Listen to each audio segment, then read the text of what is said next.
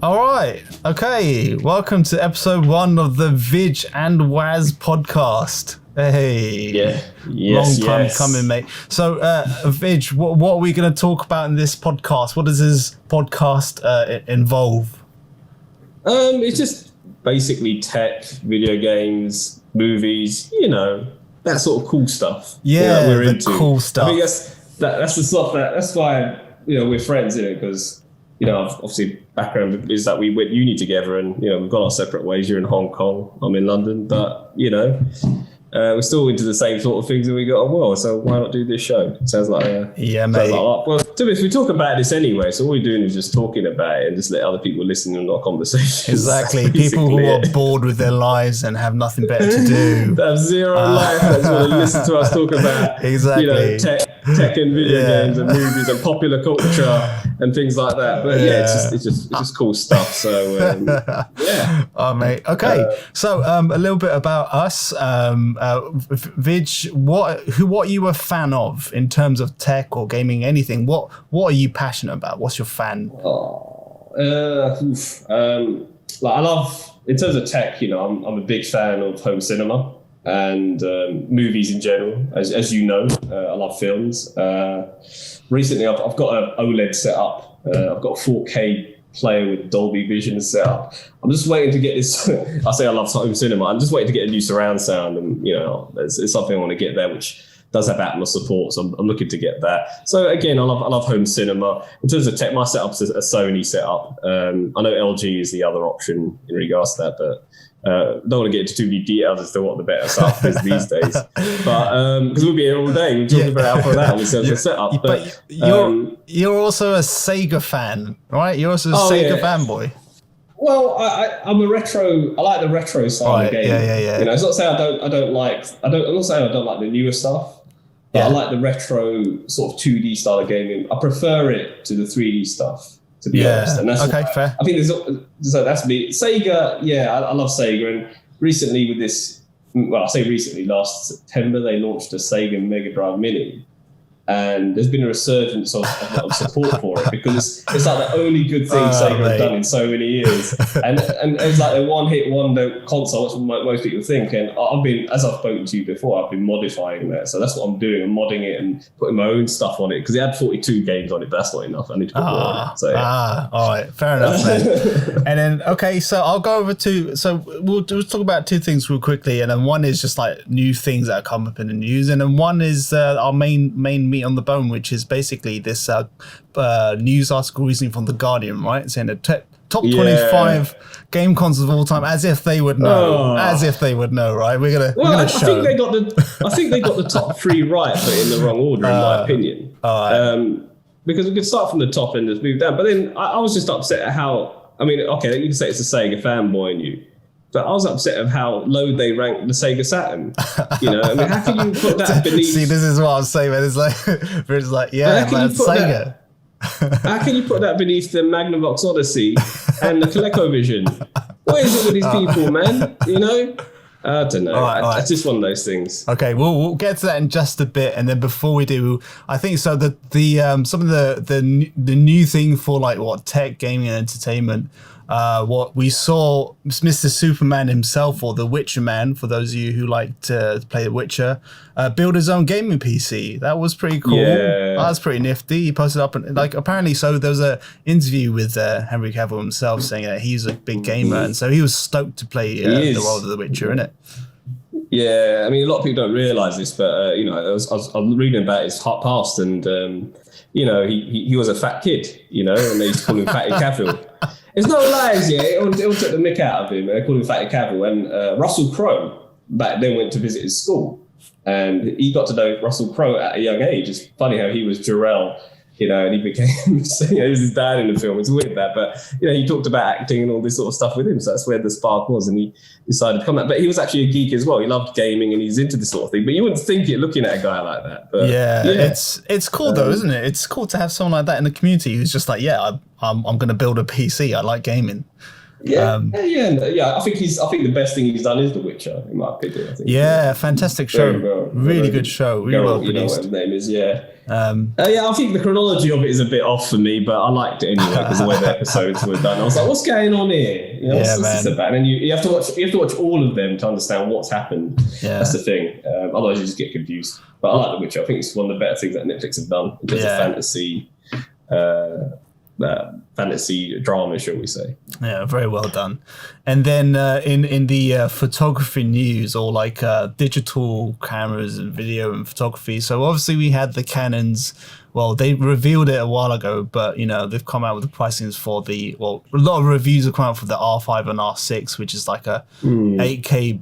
Video capabilities, and then as if that's the thing, as if that wasn't enough.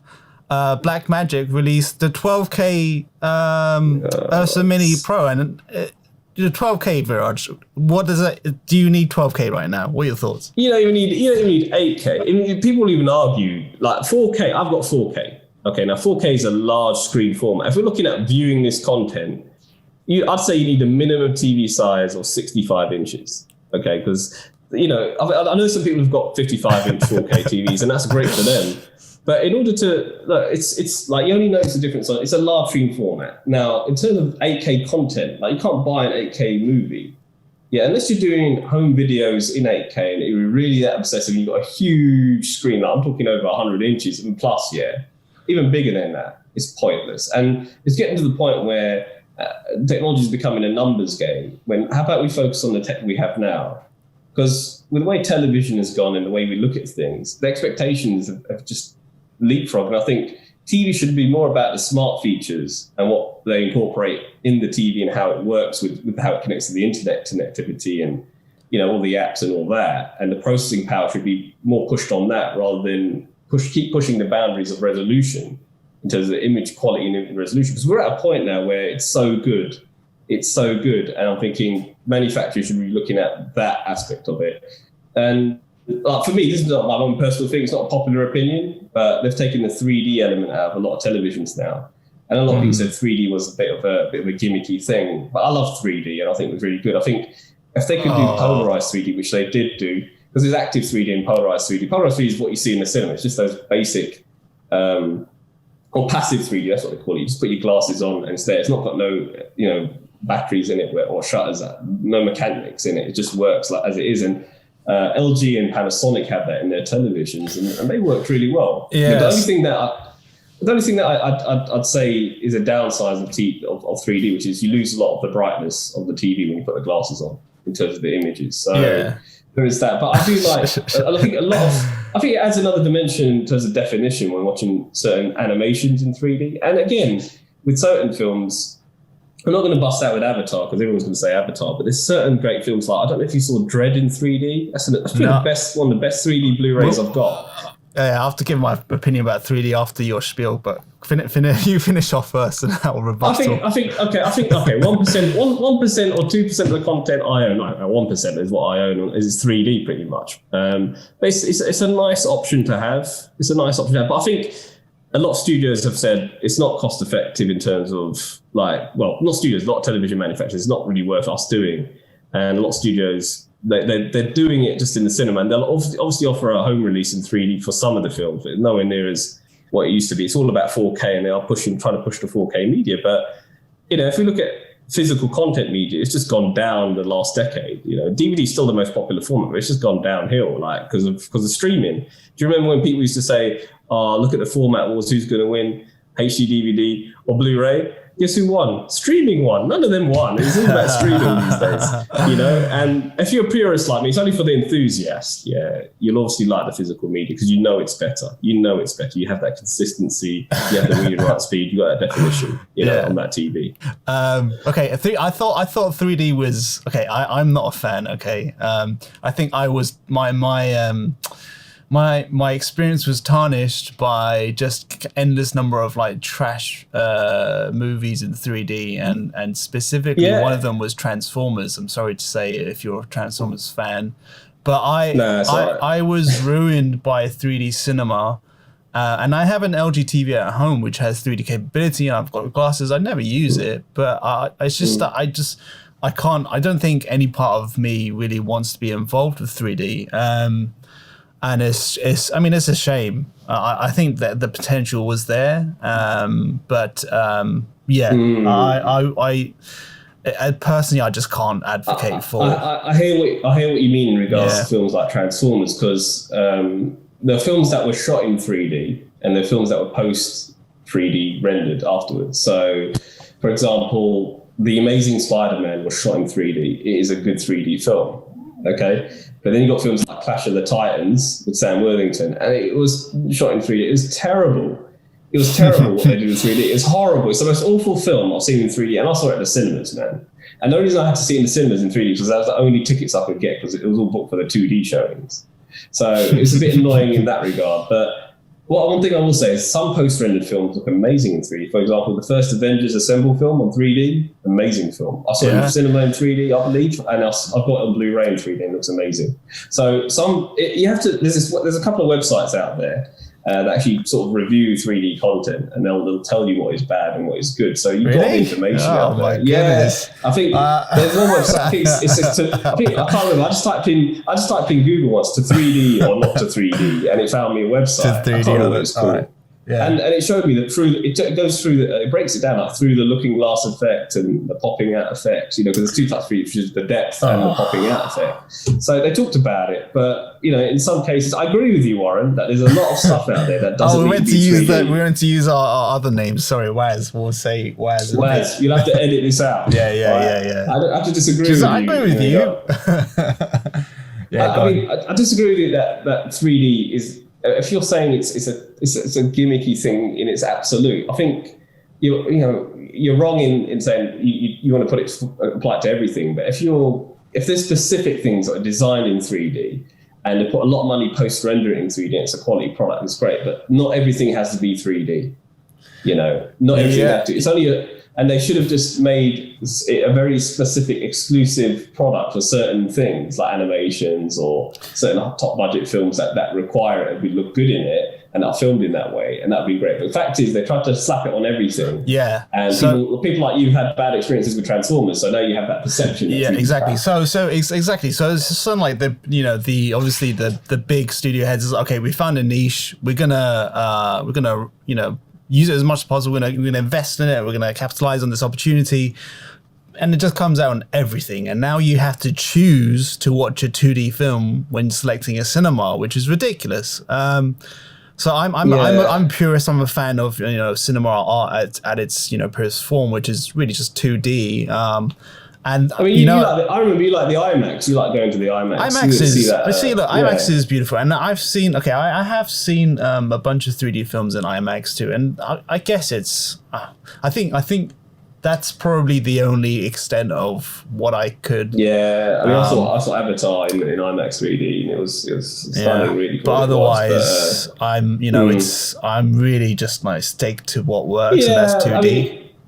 I've got obviously I think right now I'm more on the 4K right now in terms of 4K content, and I love that because I've got a 4K player.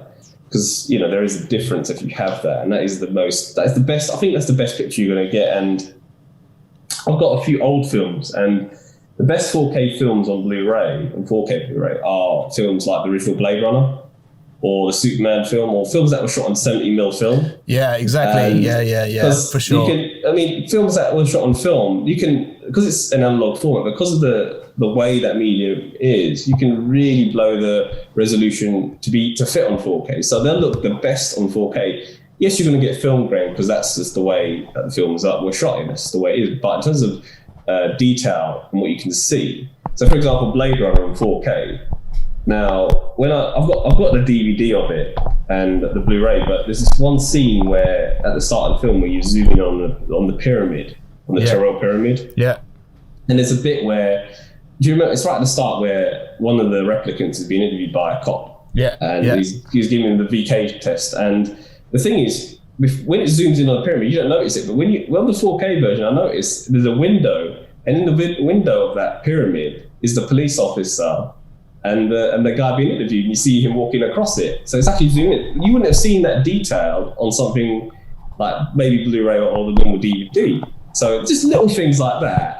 Did I actually see that on the 4K? You raise a good point, my friend. Yeah, that's okay. So that's the beauty of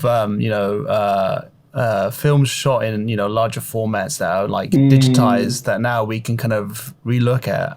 But I think back to the main point of cameras coming out as 8K. These are consumer cameras too, like prosumer. Let's just say prosumer cameras, right? It's just ridiculous, isn't it? It is. I mean, I'm not trying to slag off all the developers who went all this effort doing this, but I can understand why they're doing it, because bigger numbers will sell, and that's what it is. Like, it's 8K, it's like with cameras to begin with. Remember, there were 4 megapixel, 8 megapixel, 12 megapixel. Yeah, exactly. And we're at the point where it's ridiculous, where really, let's talk about the megapixel density. Let's talk about what colors we're getting out of the megapixel. Let's talk about where those color the filters in these cameras, the processor in the camera is great. Let's talk about the lenses in this camera is going to capture that light to give you a great picture anyway. It's not more megapixels doesn't make a good picture. Yes, exactly. Preach it. More resolution doesn't actually mean it's going to give you the best picture quality. It'll fill up the screen. It's not going to, for example, let's talk about even Mega Drive and Super Nintendo. The Mega Drive had more resolution than the Super Nintendo, but the Super Nintendo had more colors for the crop resolution that it had. So that's why the SNES actually had better graphics. So it's that same sort of thing. Mega Drive might have a bigger resolution, you could blow up on a bigger screen a little better, but the SNES had better graphics. So it's the same sort of thing with cameras, in the sense that, it is about megapixel density. How the light hits the lens, gets into the sensor, how the image is processed. And that's what makes a good camera, those 3 elements. Not how big numbers are. And it's the same with video, in terms of, how we're recording these images. It doesn't matter about resolution, because you haven't got a TV big enough to blow it up on. Well, that's the thing, right? People watching it's like, well, how can we even tell? They wouldn't be able to tell. That's the thing. They don't have an output large enough to view it. I mean, most people still got full HD sets. Forget, they ain't even moved to 4K yet. Yeah, they ain't moved to 4K yet, and there's plenty of great cameras out there that are HD. You don't have to pay a fortune for. There's so many great HD cameras which are cheap now, out there. Yeah, and you don't need to spend a fortune on it. So that's what I'd say. And that's my view on it. Funny you mentioned the megapixel, something that I firmly believe in too, and people will need to learn about, because you take, for example, there are phones from like Xiaomi and Samsung who are bragging about 108 megapixel cameras on a phone, a bloody phone, which the sensor's tiny. You basically, what I say is that you can't.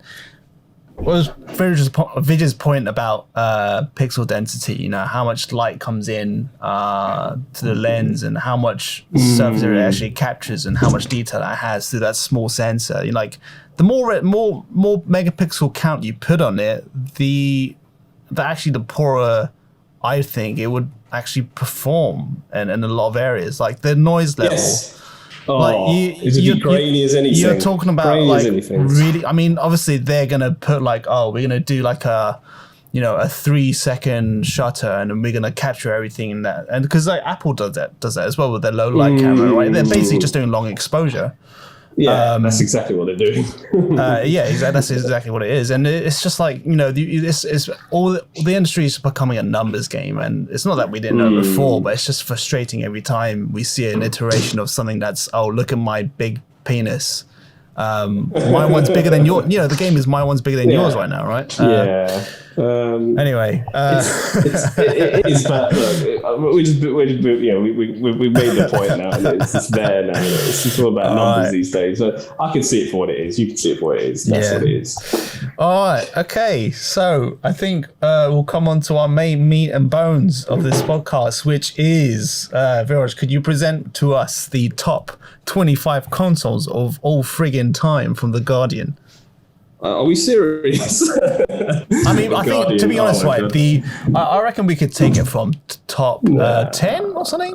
I don't think we need to go to 25, right? All right, let's just... all right, so should we start at the top, or should we start from the top 10? Yeah, so let's go from 1 and say, tell us like which what would be your number one instead? Yeah, something like that. Well, okay, so they said the Super Famicom, Super Nintendo. Oh, the SNES. You know, the SNES was number one. And I had the SNES growing up. I had both. You know, I was lucky. You know, I had a father who was very generous, and he understood. I was actually having a chat with my dad last night about this. But I bought these things for you, and these were really cutting edge at the time, and not a lot of kids had this sort of thing, you know, at the time. Like, yeah, right. Half my friends had it. What are you talking about? But my father, you know, he worked hard and he got us these toys, shall we say, and the Super Nintendo was the other half of that coin. You know, the other half was Sega Mega Drive, which I had before this. Now, this is like the pinnacle of 16-bit 2D entertainment, and I can understand why it's got that number one place, because there's so many awesome games on it that have a special place in people's hearts. I mean, you could talk about even from the early days of something like Super Mario World to something like Street Fighter. It probably had the best sort of console port on Street Fighter for the arcade sort of port on it. You had really challenging action games like Mega Man X. You had, problem-solving action adventure games like the Super Metroid game. And then we got this game that came out in '94, which just blew anything Sega were doing that year, which was Donkey Kong Country. Donkey Kong Country is what really made... That's what, I mean, to be honest, you could say Sega sunk themselves with these stupid add-ons they were putting all their focus on, when really they should have been focusing on more awesome content for the system they had. But I think they were insecure because they knew that the competition, like the Atari Jaguar, had its 64 bits and it looked at other things that were coming out, and they really wanted to up their game because the Mega Drive was on the earlier 16-bit consoles and it was limited, and they felt insecure that the Super Nintendo could do a bit more. And Donkey Kong Country showed what they could do, and Nintendo were clever because even they knew their console was limited, and they put chips in their cartridges, to complement their game. So Star Wing or Star Fox, shall we say, you had the Super FX chip. So it was the first foray, or one of the earlier forays into 3D, which Nintendo did. And they didn't need add-ons. They just thought, we're going to make a software, we're going to make it enhanced with the chip in the cartridge, which was ingenious, and Nintendo did that. It's not to say that Sega didn't do that with Virtua Racing, for example, on the Mega Drive, but they should have done more of that. And they created the 32X, and that was stupid because it had like a year life, and then the Sega Saturn was announced roughly the same year. So people thought Sega were being greedy. But then Nintendo bring out a game like Donkey Kong Country. I'm not saying it's my favorite game. I don't really think much of that, to be honest. But it's a good. It's like I can appreciate for the technical marvel it was, and it is actually a good game. It's what I love about that is, like, I'm a Sega fan. I love how Nintendo were ingenious in the sense that they lost 1992 and 1993 to Sega because they had the share and they really didn't like it.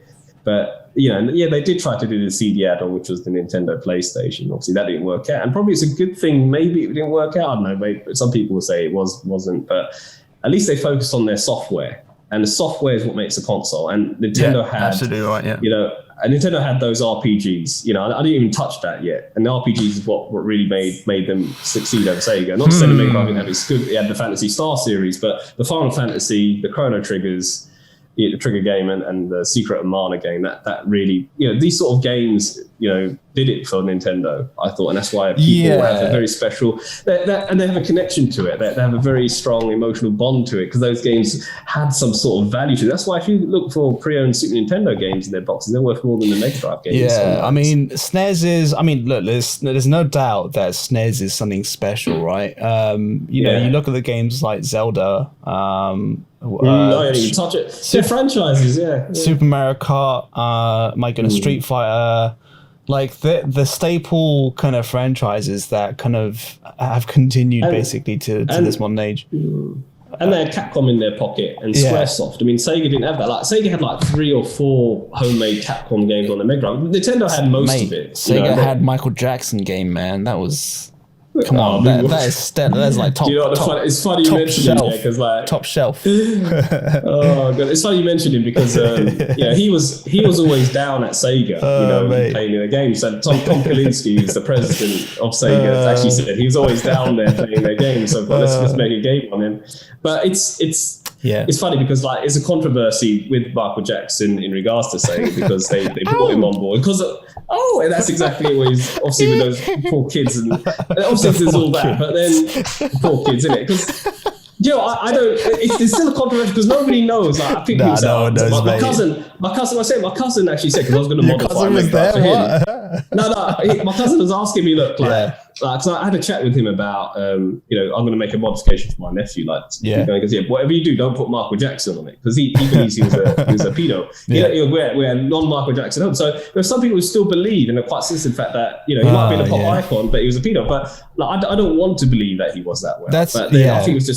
I think he was just mentally mad and he just wanted to sleep with kids, but not in that way. But I don't know. Oh, mate.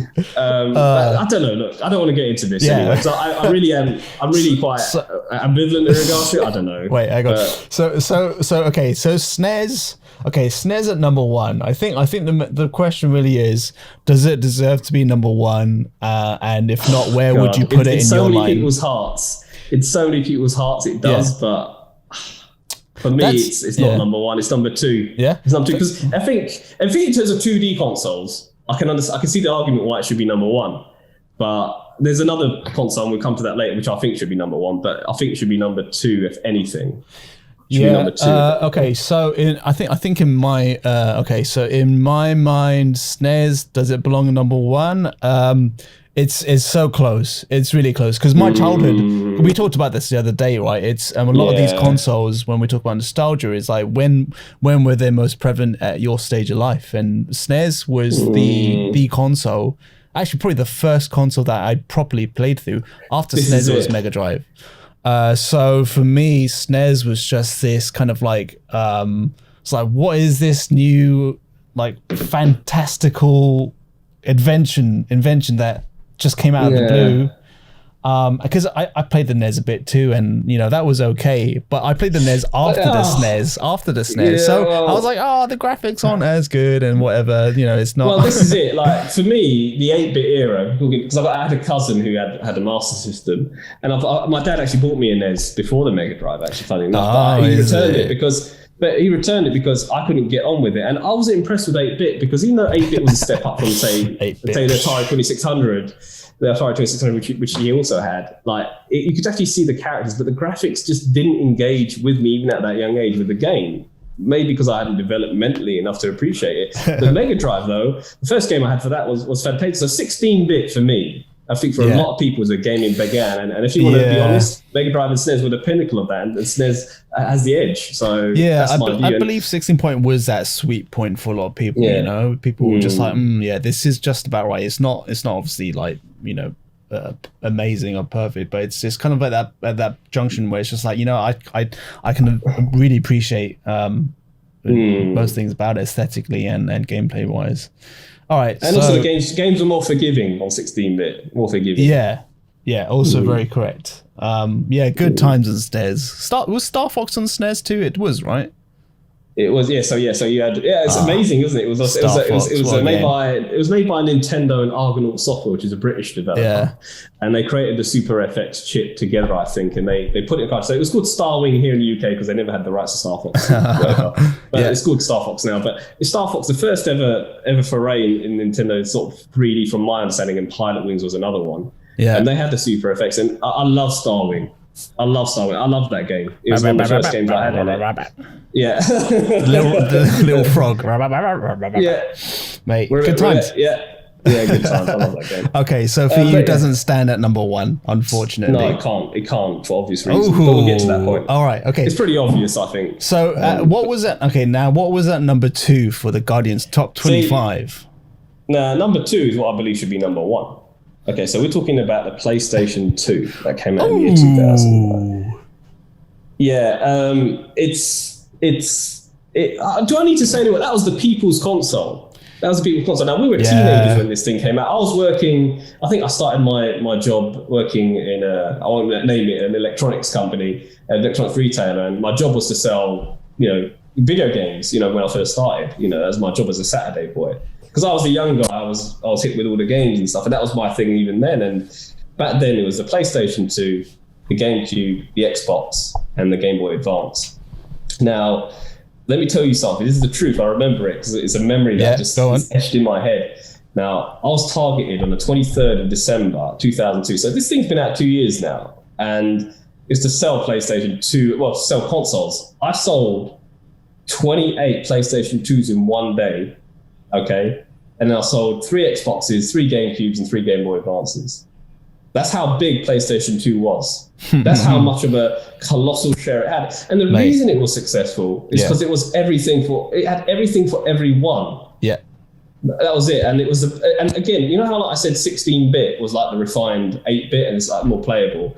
Because like the 128-bit that the PlayStation 2 had was the refined 32-bit. That made 3D gaming a lot more accessible because let's be honest, the PS1 and the graphics on the Saturn weren't, 3D early, but I can't really get on with those games now because they do look dated in terms of the way they look, in the same way 8-bit looks incredibly dated because the way they're presented. The PS2, those graphics are really well done with the Emotion Engine which they had in the PS2 and how it ran. And I think they did a great job. Another thing which I will say about Sony's PS2 is it had a DVD player in it. It did, didn't it? Yeah, I forgot about that. Yeah, and it was like one of the first things. And this is what made it so great, which was, I remember there was a dad and his kid in the shop, and they were like, "Oh, I want to buy a DVD player for my kid." And I thought, well, "Why don't you get a PS2?" And what? No, I don't want to play too many video games. I wanted to play too many. Back then, the price drop was one. It was, but DVD players were expensive. They're 199 quid, and the PS2 had dropped to 169. It was the cheapest DVD player. I think that's another reason. Yeah, no, that is a very legit point, though. Yeah, for real. Yeah, so it killed it, and we could talk about the games library. Oh my god, you had all the sports games. You had the racing games, didn't it? Yeah. I don't even need to name anything because I don't know where to start. I don't know. In racing, we had Gran Turismo. Well, Gran Turismo was a staple. It was the first release. Was the first thing that came out with any kind of. It came out with a bundled package, didn't it? Yeah, the Gran Turismo PS2 package, A-Spec or whatever it's called. Yeah, exactly. And to us, let's be honest, it's Grand Theft Auto. That's what killed it. Oh, GTA, man. And Vice City and San Andreas. My goodness. That's what killed it. Yeah, that's what did it. Absolutely right. Because GTA 3, the first kind of like non-bird's eye view one, that was PS2. And then eventually it came out Vice City. My goodness. And then San Andreas as well, the original first one. Yeah, amazing games. All of them were good. Again, they were games with personality. Yeah, the Scarface came on that. Even though the licensed games were good, Scarface was a good game on it. Yeah, I'd never played Scarface. Trust me, man, it's a good game. It's a good game. Okay. Yeah, the good thing, I think the reason I've got this sort of feeling for it because I worked in the shop, so when the games were released, I used to play them in the shop upstairs because obviously there was I think at the time the company I worked for employed a lot of staff just to experiment to see if more staff would create more sales, which meant that I didn't necessarily need to be there. I could just hide and play a video game for like my lunch break or make a longer lunch break and play. And that's what it was like a little TV that was written off in the warehouse upstairs. And I had a PS2, and I used to play the PS2 up there and play all these new games that were coming out. So I played a lot of software for this thing, and I can understand why it was such a great machine. And I will always say, I mean, it had some really good 2D games as well, but most of them, it was a 3D console, and it made 3D accessible for even me, someone who prefers 2D to 3D games. But I think it was a great machine. And plus it had backwards compatibility, didn't it? It played PS1 games, right? It played most of them. It played the majority of them. Because I remember it, I remember 90% backwards compatibility. It played some of the later PS1 titles that came out. Okay, yeah. I don't think it'll play some release titles for it. But it was backwards compatible. So that was good, and that's something where Sony sort of lost the trick with the PS3. That's another story. And to your point, PS2 was I owned PS1, PS2, 3, and 4. I could say PlayStation have been the most consistent console that I've bought for, and PS2, that generation of games, the competition that came out were a little bit late to the game. So GameCube came out in 2001, and so did Xbox, right? The original one. Yes. And they, if you look at like what were the household titles for them, I mean, Nintendo had Mario. They always had Mario, right? And they had the staples, the Mario. What else they have? Turok, Zelda.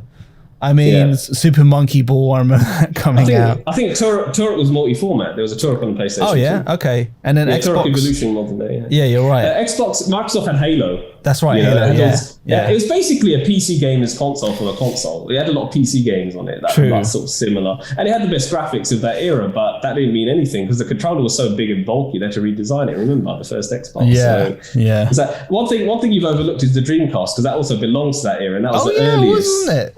You totally forgot about poor Dreamcast. I forgot what year they came out. 1999 came out. And Oh it shoot! Yeah, of course. It came out. It lasted 2 years, and it was the anticipation. That's the of thing. PS2 Okay, so I killed remember it, we you know? had a chat about this the other day as well. About one of the was it if you had to choose your there was a few pictures on the shelf. With like old gen games, and one of them was Dreamcast, and I said, there wasn't any PlayStations, and I was like, PlayStation should belong there, and I remember picking Dreamcast out of the lot, specifically for like Shenmue and like Jet Set Radio Jet feature. Set Radio, that was sick. Yeah, shit. Oh, you're right. Sorry, mate. Sorry, Dreamcast. I think it was like short-lived, right? A lot of people didn't realize it was the first 128-bit console, and it was there. But I think it had online game and net play. It was very advanced for what it was, and I didn't look it, but it was really cool. It actually had 4-player support as well. The PlayStation 2 only had 2-player. You're right. Yeah, exactly. Four-player support. Shit. I think if only they put a DVD player in that thing, but it was so expensive. I mean, I'll go back to this thing, which is, and the reason Sega couldn't compete, and this is Sega's sort of, there are two things really I can sort of think of. There's obviously they had failures before that with 32X and all these add-ons, but it was the fact that they created a piece of hardware which was expensive. In terms of their sound card was made by Yamaha. The processors they got from Hitachi. The optical drives they weren't even making themselves, and Sony, they did all these things themselves for their system. Yeah, so they could bring their costs down. So Sega, they couldn't reduce the cost, so they were seen as being greedy, and it's because it costs a lot to manufacture these things, and they didn't really want to lower the cost because they're a manufacturer that depended on the console to make a profit, whereas Sony could afford to make a loss on it because they make the money back on the software. And the same sort of thing applied with the Sega Saturn and the PS1. In fact, Ken Kutaragi, who was president of Sony Computer Entertainment at the time, actually said to the guy in charge of the Saturn, he said, "Well, what are you doing? You don't make your own optical drives. You're not making your own stuff. You're outsourcing this stuff. How are you making money on this thing?" Yeah. Whereas Sony, they could make money on the system, and they offered a lot of people making this, the developers, a bigger cut on the games. They said, "We'll only take 3% of the profit or something." So they can make more money programming games with their system than anyone else. Yeah. And that's what they did with the PS1, and that's where the Sega Saturn sort of lost out. And again, I'm guessing it was similar with Dreamcast and PS2. Yeah. So, but I think look, Sega did have some great Capcom games. It had some good Resident Evil games on the Dreamcast. Yeah. And it does a good against the bad. The Dreamcast had a lot of awesome content. Yeah. Yeah. It was pretty unique for its time too. Very unique. Yeah. But it wasn't good enough, and that's why it lost to Sony's PlayStation 2, and PlayStation 2 took the lead, and GameCube and Microsoft at that point came in too late, and they couldn't compete. Yeah, sadly. I mean, arguably Sony PlayStation 2 was the best console for that generation, 100%. Now, you say it that's why it should be number one. You say it deserves the number one spot. I do. Is that your final answer, Savage? That is, I think it's my final answer, and a lot of people listening to me, or a lot of people read that article think it should be PS2. But I can understand because it's just what you grew up with, I guess. That's another thing. Some people will say, "No, it should be SNES. It should be SNES." So what you're talking about. So that is a very interesting point, right? If we're talking about people grew up with, I reckon there's going to be a fair amount of people were saying, no, it should be the later gen consoles, but probably because they never touched the original, right? They never journeyed through from the beginning of this generation of gaming. They basically come out the womb and played Fortnite, and that's their number one. I mean, so It's many like, kids play don't knock it, Minecraft and I play Fortnite. Fortnite's a good game. I Fortnite's a good I game, can't I'm deal knocking with it. Fortnite, mate. It's too ADHD. I can't. It's too much to What? do at one time. What It's are you like talking about, you want man? me to build a fucking house while I'm shooting people down. It's like I can't. I don't have that much in me, man. Just give me one thing. I'll shoot, then capture a flag. That's fine. Don't tell me to just build a fix whole up, fucking man. house, mate. I have to get like a roof, stairs, and side doors. Well, I don't, Bloody hell, I man! don't Build a do fucking that. fountain.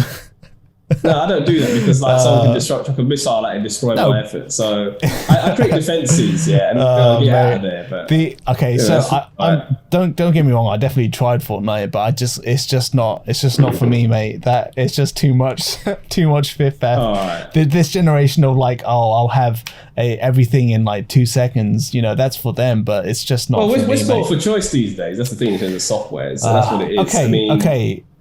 Sorry. Yeah. I was gonna say. Okay. So let's just say, for our in our point of view, I think SNES and PS2 are very tied. I can't say because they're both like loves of my life in a sense. I suppose it's not fair to compare because they came from two different eras. Yeah. One's a 2D console, one's a 3D console. Yeah, you're right. So I'd yeah. say the best 3D console is the Yes, PS2. yes. The best 2D one is the Super Ooh, Nintendo. There you go.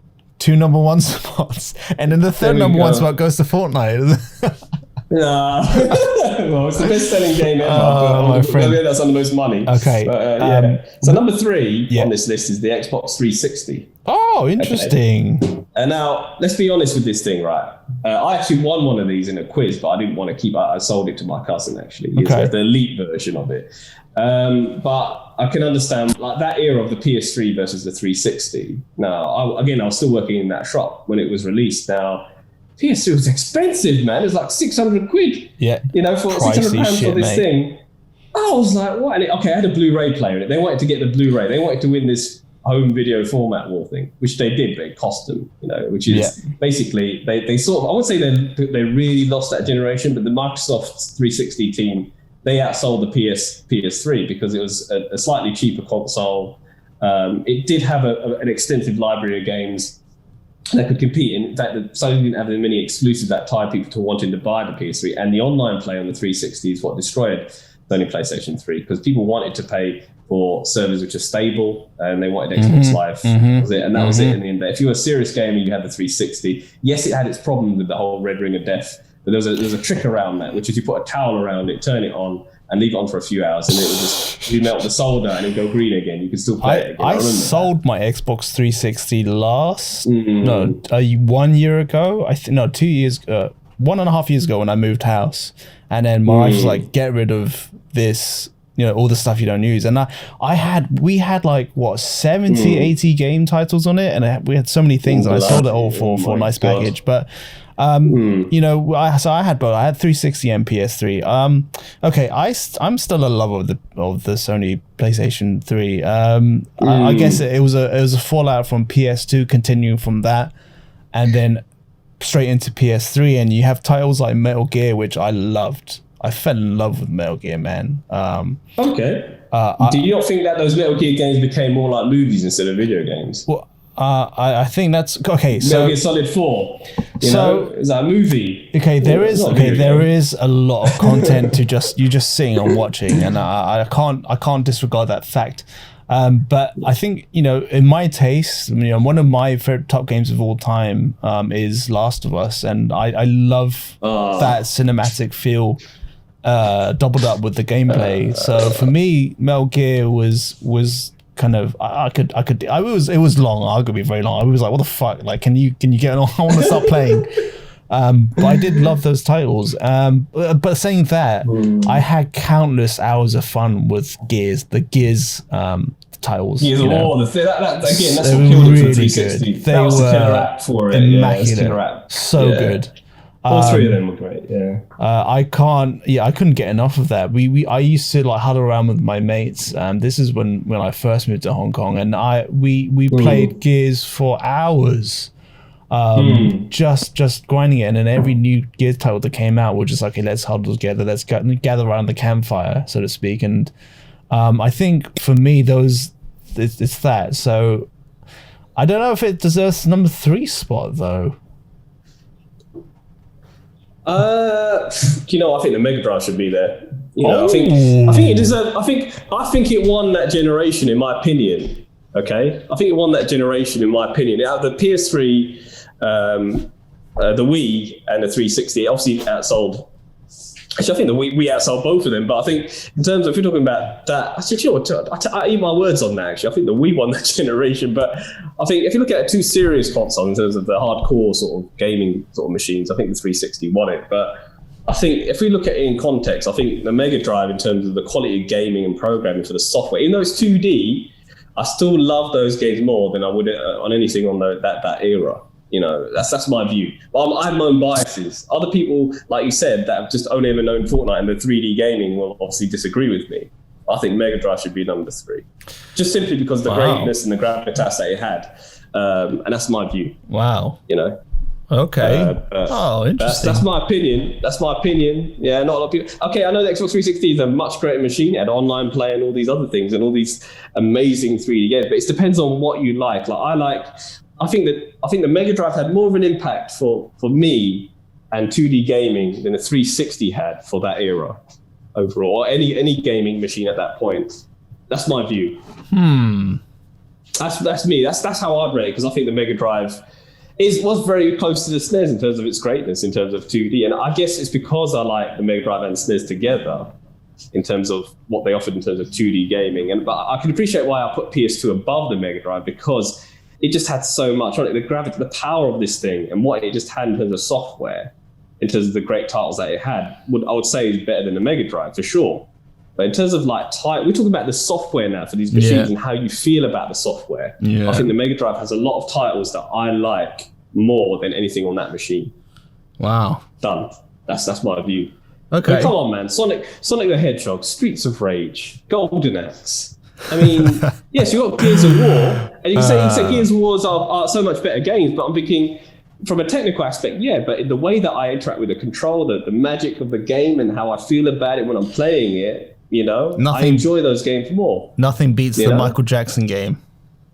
What is it with you in this Michael Jackson game, man? I think you like the bit where he's walking down there and he opens the door and he walks open the door and the girl's like, Michael! I bet you get all excited when that happens. You get a tingle in it. Michael! And a bit at the end when you come at the end of the level, he's like, he gets all excited. It's a funny game. That gets me every time. I remember seeing, I think when I borrowed the Mega Drive for a amount of time from a mate, and then we bought a number of series games with it too, and the two that stuck out to me the most were the Michael Jackson game and the Batman game as well. The Tim Burton Michael. The Sunsoft one, the first one, that was a good one. And a killer soundtrack. I like that one. That's a good one. Okay. Sunsoft made that one, but I'd say, actually, Mega Drive is up the next one. That's number 4, so we could move and talk about that, which is what I think should be number 3.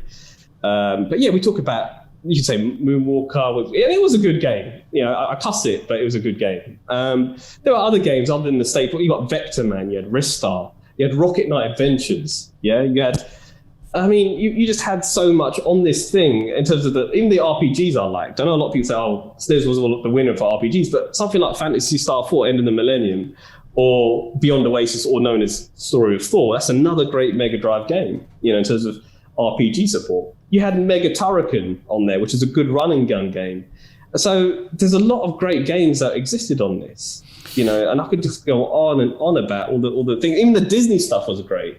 Aladdin on the Mega Drive, Quackshot, Aladdin on the Mega Drive beat the Super Nintendo one, because Capcom made the Super Nintendo one, whereas Virgin Games and Disney worked together and made that Aladdin on the Mega Drive, and it was better, So I would say, in terms of those softwares, and I could just go on, I could just run off about all the softwares. With the 360, I can't do that. And one thing I will say about not only that last generation and even this generation of gaming, and have you noticed this as well, Warren? There's less and less games coming up. I don't know if you've noticed this as well, Warren, but there's less and less games that have appealed to me. So if we go from PS2 to PS3 era to PS4 era, okay? So we're talking about the 6th, 7th, and 8th generation of consoles.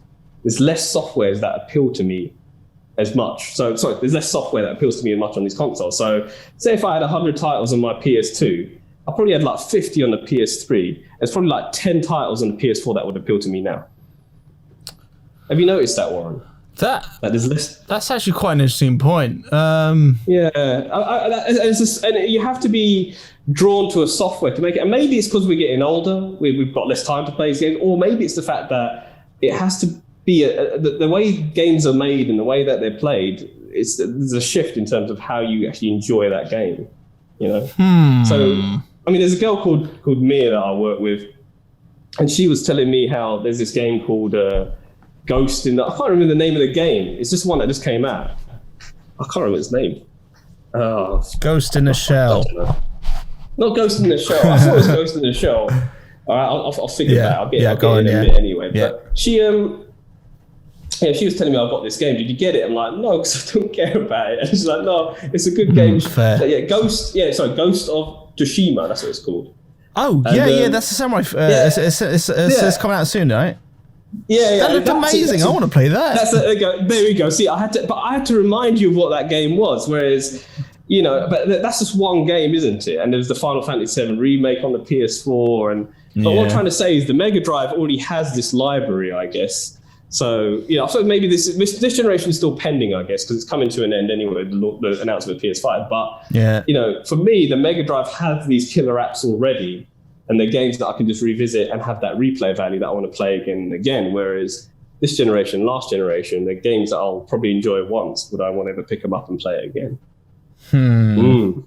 That's why I'd always say Mega Drive over 360. They're just more playable. I'm going to say something very controversial and say I don't think Xbox 360 even belongs in the top 5. Okay. For me. Not that I haven't spent an extensive amount of time playing the titles. I think one of the main things is that I wasn't a fan of the Microsoft UI experience in app. One, and two, I just felt more I had a little bit more connection with the games I ended up eventually playing on the PlayStation. So I think for me, Xbox 360, I'll use this as an example. The Xbox bollocks. What was the one that came out after 360? Xbox One? Well, Xbox One, yeah. It's just the one. That, so cool. I won that from some kind of competition. Oh, right. Awesome. You won played, what did I play on it? I played Destiny. I played some Gears in it, and then never touched it again. Like it sat there for years gathering dust, and I had to sell it off recently. I think they shot themselves in the foot with the launch of that anyway by talking about locking games to the machine and stuff like that, so there'd be no pre-owned market, and that's why a lot of people went for the PS4 instead. Yeah. So the hardware, they're virtually identical, both systems, because they both use the exactly. Okay, so what is my number 3? I don't know. Right now, I'm. PS4 is really doing it for me, man. Okay. Is that? But I don't think that should be put on there because it's still a contemporary system. In fact, this generation doesn't count because it's not done yet. It's not over and done with yet. It's over. It's over. It's not over. It's not over till it's over. It's not over till it's over. It's over, bitch. Nah. It's said enough. No, because it hasn't said enough. You've got to wait for the new thing to come out. Sorry, I have to discount that. Nah, I'm not allowing that. You can't say PS4 yet. It's not done yet. Really? Right? I know it's doing it for you. It's doing it for a lot of people, to be honest.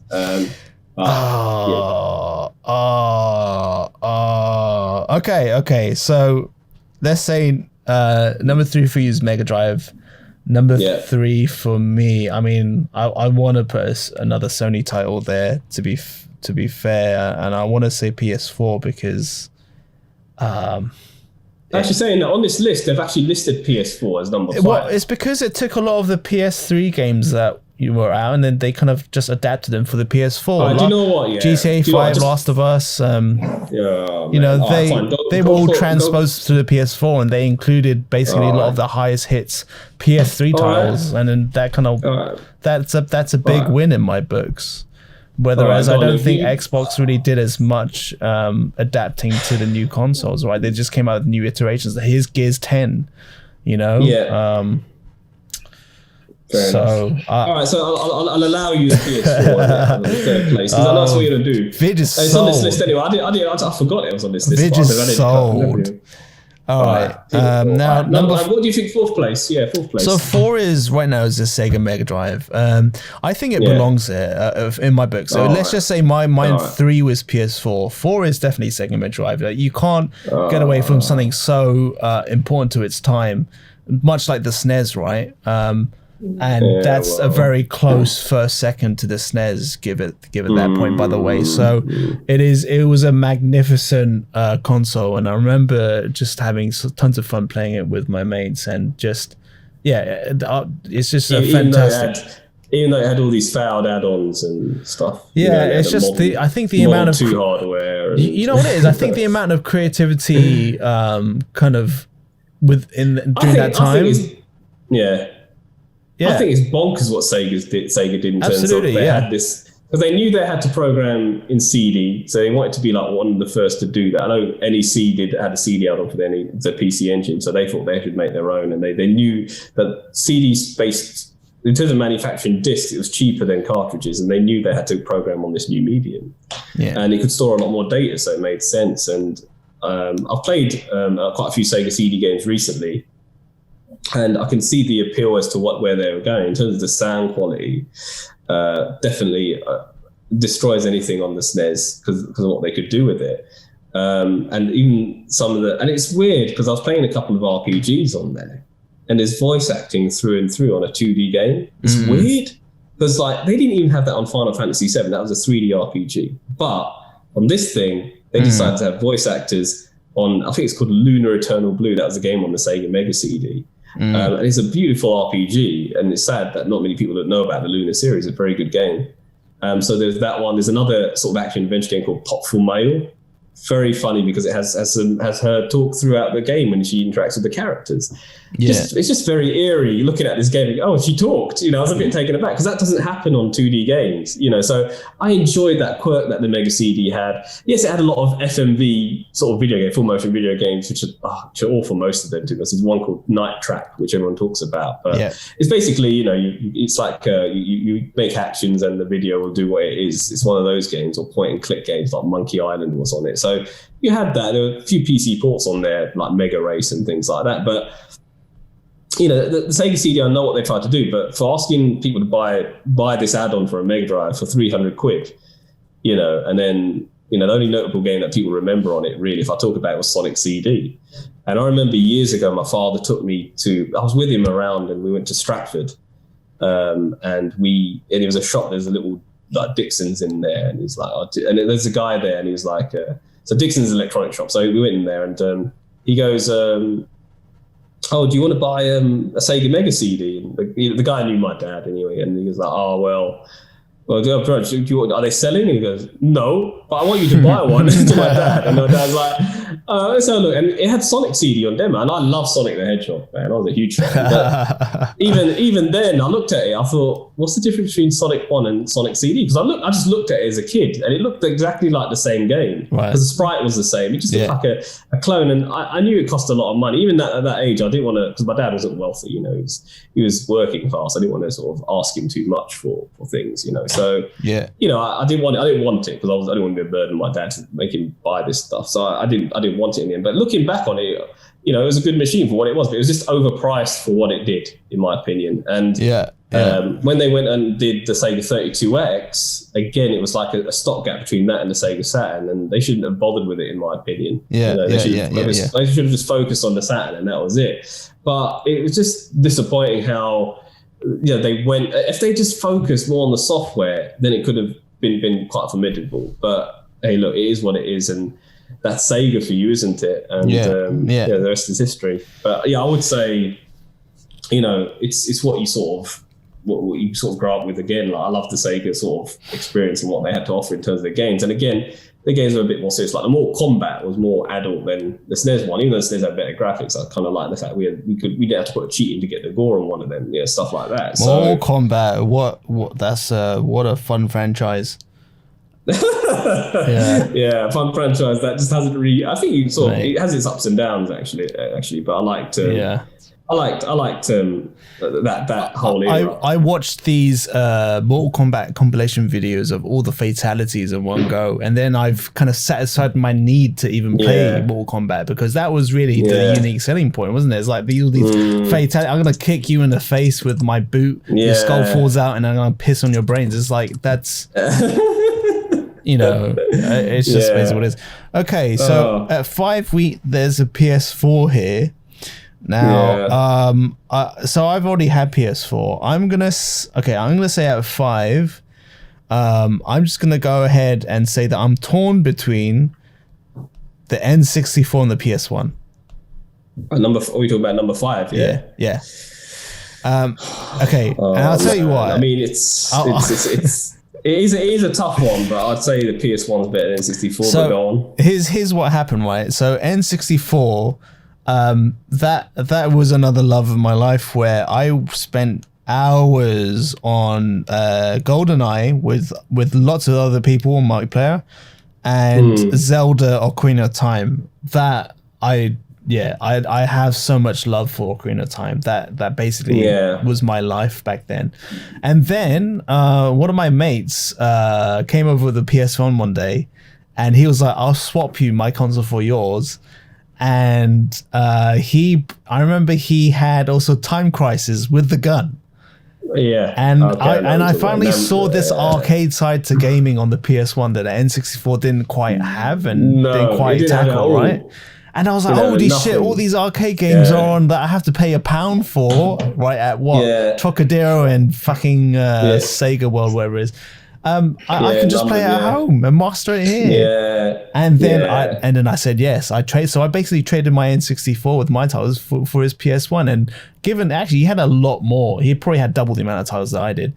So I thought that was a fair trade, and that basically started off my journey on PlayStation consoles. So for me, I am torn between the two, because I do love them intensely both. And I think Nintendo again had some really good killer apps on it, but when they lost Squaresoft. I think they lost that war, and they lost Capcom as well to much of an extent to Sony. And it's a case of it didn't have the RPGs which PlayStation had. It had what did N64 notable for? And that's what when we talk about an N64 Mini, and I can understand why Nintendo don't want to do it, is because they've sold off Rareware now, and that's part of it. But look, you had the Rareware games and Nintendo games. That was N64. Let's be honest here.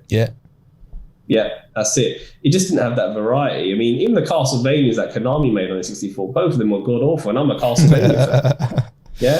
And the Mega Man Legends games, they just stick out like a sore thumb compared to the other Mega Man X games that continued on the PlayStation during 2D. So when you look at some of the third-party stuff, you're like, you had GoldenEye. You had Perfect Dark. You had Conker's Bad Fur Day, which is, not a lot of people know about that. Yeah, Pokemon. You had the Pokemon Snap and Stadium. You had the first Smash Brothers. You had Mario Kart. You had Mario 64. Yeah, a lot of Mario, of course. Ocarina of Time was the staple for the machine that made it great. Yeah, that's true. They were actually designing that for the DD add-on, which didn't come out, but then they just thought they would just do it. It came out in Japan only, but they didn't bother with it. But there's that and Majora's Mask. So you had its staples, and obviously Lilac Wars are soft for 64. 1080 snowboarding. Ooh. Yeah, 1080 snowboarding. Yeah, that was another one. So they had some really good quality in what they themselves and Rareware put out. Banjo-Kazooie and Diddy Kong Racing and other ones. But in terms of all this other third parties, like Earthworm Jim 3D, my God, that game was unforgivable. Earthworm Jim 3D. It was terrible. Or Superman on N64. That was a terrible game. The Superman one. It's not playable. It's not playable. It's not. It isn't. You can't get past first level. It's not playable. So the fact that Nintendo published that crap then, whereas Sony, they had the Castlevania Symphony and Night game. It was great. They had the Final Fantasies. They had like the best racing games on there. You had good adventure games like Spyro the Dragon, Crash Bandicoot in terms of action games. You had Grand Theft Auto on there. You had like, even though it's like the top down thing, you had games people wanted to play and people would enjoy. you know, and there's always been that debate: what was the better that sort of game, Final Fantasy VII or Zelda Ocarina of Time? You know, for me and for many, you know, back then and even now to some extent, I think Zelda Ocarina of Time was, in terms of, it's two different games, better. But then in terms of if you're really a hardcore gamer, you want a challenge. Final Fantasy VII was a better game. It was a longer game. It was much more fun to play, and the music was stunning. So, and the story was very, very good. So, I think Sony won it. The PS1, and I think that would be the one that would go there. Is it bad that we have 3 PlayStation consoles in the top 5? No, it's not bad because, you know, as much as I loathe how Sony entered the market by sort of screwing over Nintendo with the PlayStation project and things like that, I don't think it's bad at all. I would not say the one that I'd say is the odd one out in the sense of Sony. PS4, sort of, right? This is no, it's a PS3. I'd say PS3 for me is the odd one out. Fair. Okay. Because, okay, but that's the odd one out for me. I mean, because of how careless that whole thing was dealt in terms of the release and how it was, but. And how they did too much with the machine at the time. It was a technical marvel, but it was just too complex, you know, as well. And that's why you can't emulate PS3. That's why when they talk about backwards compatibility with PS5, it's so hard to emulate a PS3 because it's still way ahead of its time. And what really makes me sad about the PS3 is it never lived up to its true potential, because graphically it was superior than anything at the time, and it never lived up to that. And they had to put out PS4, you know, and again, like, I'm glad that they didn't overdo the PS4 and make it ridiculously expensive. You know, when you overdo something like that, it just doesn't work. You know, and that's what they did with the PS3. So I don't think there's anything. PS1 was really clever what they did with it. Made it easy to program games for, et cetera, and they're really clever with how they dealt with software developers. Yeah. And the way Sony took on Sega when they launched the machine was really clever, because I remember when this is Tom Kalinske, president of Sega, and he resigned after that press conference. Which is basically, he said, okay, this is a Sega Saturn. It's going to have this, it's going to have that, it's going to have all this stuff, and it's going to be $399, and it's going to come out today. So they did a surprise launch on the day, which is the worst thing that Sega could have done with the Saturn, which was there wasn't enough stock of it. There weren't enough games on launch. Even he himself didn't believe in the product because it was coming out too early, but he had orders from Japan to bring it out early. But then the Sony guy comes on and he goes, well, this is the Sony PlayStation. This is our machine. It's going to be $299. And he walked off the stage, and that was the end of it. It was $100 more that this Saturn, and Sony knew at that point that, you know, Sega, you know, they're not going to win this because the pricing was too expensive for the Saturn. And again, same sort of mistake Sony made with the PS3. They made it too expensive, but people bought it because the Sony actually had, you know, they had a lot of backing because they won because the PS2 was so successful. They got the people to buy the PS3, but it wasn't as successful as the 360 because they made it too expensive. So I would say the PS3 is the odd machine. In the top, if you're going to have in top 10, so I wouldn't put that in the top 10 because of what it did to itself. So, in terms of your number 5, what's your number 5 console? I said PS1. Oh yeah, okay. Yeah. Wow, I think we made some good headway there. Okay, I think it's about an hour now. I think just before we round it off, any other notable mentions of consoles? Would you not in any particular order, but just in general? The NES, I think the Master System was graphically superior. It was superior. I think the NES just had the library, definitely. And I think number 6 is actually right for the NES. I would say the Nintendo Switch is a great machine. I love it. I have it. I'll put it up there as well. Other honorable mentions, I would say the Saturn. Even though it suffers the same problem, as the PS3, it did have some great content on it. I think the sad thing is it just not a lot of people got to play it. And obviously the Dreamcast is there as well, Okay. Obviously, but you can argue because you're a Sega fan, so of course you're going to say. No, I mean, I think Dreamcast is definitely one of those very unique consoles that came out. It was a shame that it didn't, didn't have a super long lifespan. But for me, another that mention that you just pointed out is the Switch. I think the Switch is basically what the Wii was initially intended to be, and now it's this like portable thing you take anywhere. The Wii U, which was trash, and now they've come out with this. I actually own I actually love the Wii U. Thank you very much. What I said to him about that. It's trash. Yeah. Come on. No, it's not trash. It's a high definition Nintendo Wii. All right? Yeah, it's which is we'd behave. And it fulfills a great function. I can use it to play Netflix on my smart TV. It's got a really good touch screen. Yeah. No, it is what it is, you know. And the Wii's up there as well in my mentions as well because it was a great machine for what it offered at the time, and the Cube as well. The Cube is up there as well. So yeah, the Wii was just something that was, you know, no one had really played it like that. It's just to the extent. It's just a modified GameCube. That's all it is. It's the same thing as a GameCube. It's just redesigned in the way you interact with it. GameCube. I didn't like the GameCube.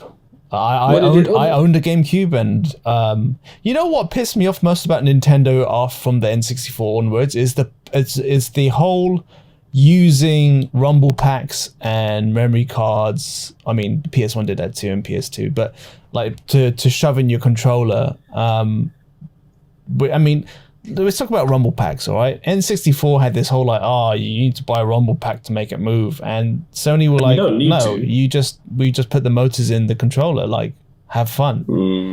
And I hate that about N64. All these like extra things to put in, and yeah, I know. Anyway, I think the Switch is something masterful, and you know, something that has been so innovative in its time. Now it's allowed stuff like even Fortnite to be played, right? Cross-platform gaming. Yeah, I play that on the Switch with a couple of friends of mine. Actually, I do that on the Switch. Yeah, it's well good, isn't it? Yeah, so good. It's fun. And one thing that I just want to finish with in terms of just Nintendo in general with the Switch. And one thing I really think this is why it's so successful is because remember, okay, Nintendo had their handhelds and they had their consoles. They've pulled both their resources in one, so they're not overstretched. So all the awesome content is on that one system, and everyone can play it. It's a handheld and a home console, and that's what makes it genius. Yes, exactly. It is redefined. And for a guy like me who prefers the 2D retro stuff, that's the console for me. Yeah, and because it includes all the a free batch of, you know, if you have the plan, the membership, it includes a free batch of classic games too, right? The NES and SNES on the Switch. Oh yes. I cancelled that because there's other ways I can play them. I didn't see the point. Okay, fair enough. Well, I had Nintendo Switch online for a year, and they just had NES games on it, and there's no SNES. And I think it would be worth it if they put N64 games on there because that is such a hard thing to emulate. You know, still, that's probably why they haven't bothered with their N64 Mini because it's expensive. Yeah, right, true, mate. But I think if they do that on Switch Online, then I might consider actually doing it. But I think, look, I've got a NES Mini and I've got a SNES Mini, which I've hacked, and I can put all the games on there myself. So I don't really need to. That is true. It's not the legitimate way of doing things. Although I will disclaim saying I actually do own all the cartridges that I've got that I'm putting on there. So I'm allowed to have a digital copy, them, right? just FYI. So I've technically paid for them. Yeah, technically. Listen, I've spent so much money on Nintendo crap. Yeah, it warrants me to Nintendo do crap. this, all right? Yeah, Nintendo it's stuff. True. He owns a Wii U. That's. Yeah, I bought the Wii U, all right? If it was for people like me supporting you guys, you wouldn't have the Switch, all right? You're funny. Yeah. I think a Switch is a really good note to top off with, because that's essentially what a lot of companies were faced with this problem. Like, everyone's moving to mobile gaming. How do we tackle it? And essentially Nintendo have been like, well, you know, we can handle both. We can connect it with a HDMI output to your TV and at the same time plug it out and just go wherever you want and play while you're on the go. And it's extremely seamless. You won't have any downtime. You don't have to save and then shut down and take off and then reopen. And it's just like it's basically magical and really, really well done. It's such an innovative product and definitely one that's for the ages. For sure. All right. Well, that's as much as I like to say on this subject. Really, we could go on and on talking about this whole list, but we just run out of time. I think for this century we should be all right until the PS5 comes out. Yeah, for sure. Okay. Yeah.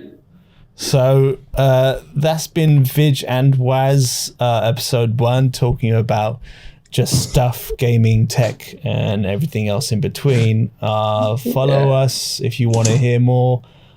We've got Twitter, Instagram, and we should be putting this up on SoundCloud and YouTube. So anyway, drop us or whatever you want, a like, follow, comment. We I don't know if we really care. We're just talking, we're shooting the shit, and we like. But anyway, thanks for tuning in. If you have, and if you've listened for this long, well done you. You've done a really good job for listening to us ramble. Any closing comments, Sir Vidge? No, I've got nothing to say, man. If you like listening to this sort of stuff, then by all means continue talking about this sort of stuff. If you like listening to this stuff, we'll have a lot of fun for sure. That's really it. But I hope you enjoyed listening to us as much as I've enjoyed talking to you, Wiz. I've been Waz, I should say. It's been really fun just talking about these sort of things. And it's just a nice thing to talk about. Yeah. All right.